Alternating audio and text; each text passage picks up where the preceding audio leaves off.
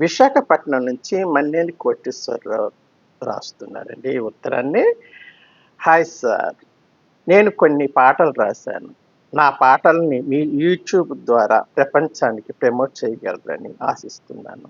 Promote చేస్తాను తప్పకుండా నైనా. నీలాంటి వాళ్ళకి ప్రమోట్ చేయడానికే ఇక్కడ ఉన్నాను. నాలాంటోడి నువ్వు ఎంచుకోవడం చాలా అదృష్టం. పెద్ద లెక్కన రాశావు పాటలు గట్ట. నువ్వు అయితే సిరివెన్నెల సీతారామ శాస్త్రిమైనా అయిపోతావు, లేకపోతే ఇది పల్సర్ రావణ ఉన్నాడు కదా, సూపర్కిన చుట్టు ఉంది అని, అలాగైనా అయిపోతావు. నీ పాటలు వింటే అలాగే అనిపిస్తుంది. ఆ, మరి ఈ ప్రమోట్ చేయవలసిన పాటల్ని ప్రేక్షకులు, మా యూట్యూబ్ ప్రేక్షకులు ఎంత రిసీవ్ చేసుకుంటారో నాకు తెలియదు, కానీ నీ పాటల్ని మా యూట్యూబ్ ప్రేక్షకులకి వినిపిస్తాను. ఉమ్, నువ్వు మాత్రం కనిపిస్తే నీకు ఏం చేస్తారో నాకు తెలియదు, కానీ ఈ పాటలు వినిపించమన్నావు కాబట్టి నేను యూట్యూబ్ ద్వారా ప్రమోట్ చేయడానికి ప్రయత్నం చేస్తాను. ఈ మన్నేని కోటేశ్వర్ రాసిన మొదటి పాట అండి, ఆ, వినండి. నాయుడు కూతురువా, నాగార్జున చెల్లెలవా, బాగా పెట్టాడండి. నాయుడు కూతురువా, నాగార్జున చెల్లెలవా అన్నాడండి. ఆ పాటలో ఒక మొక్క అన్నాడండి వీడు, ఎందుకంత టెక్కే నీకున్నదంతా బొక్కే అట.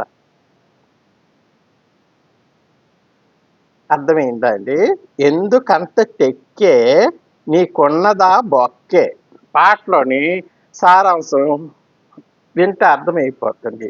నాయుడు కూతురువా, నాగార్జున చెల్లెరువా అని మొదలెట్టిన బాడుకోవు, ఎందుకంత టెక్కే నీకున్నదా బొక్కే అని వివరణ ఇచ్చాడండి. ఇవి పాటల ఇప్పుడు బైక్ అది ఎవడాడు పల్సర్ రావణ్ గారి పాటలన్నీ ఇలాగే ఉంటాయి కదా, ఎందుకంత టెక్కే నువ్వు కొన్నదా బొక్కే అని. కానీ ఈడు కూడా బాగానే రాశాడండి, మన్నేని కోటేశ్వరరావు కూడా బాగానే రాశాడు. మరొక పాట కూడా రాసి అది కూడా వినిపించ, ఆ మొత్తం వినిపిస్తే మీరు నా చూపు ఎరగొట్టేస్తారేమో అని నేను చెప్పటం లేదు. మొత్తం పాట నాయుడు గారి పాట వినిపించడం లేదు, కానీ రెండు ముక్కలు వినిపించాడు. నాయుడు కూతురువా, నాగార్జున చెల్లెరువా, ఎందుకంత టెక్కే నీకున్నదా బొక్కే అని 4 ముక్కల్లో ఆ పాటను వివరించాడు. రెండో పాట రాశాడండి, అది కూడా అలాగే ఉంది. కరణం గుంట నువ్వంటే ఒళ్ళు మంట. అబ్బా, వీడు సిరివెన్నెల సీతారామ శాస్త్రి లాగా రాయాలని ట్రై చేసి ఈ పల్సర్ రవణ ఉన్నాడు కదా, ఆళ్ళ తయారైనది వీడు కూడా.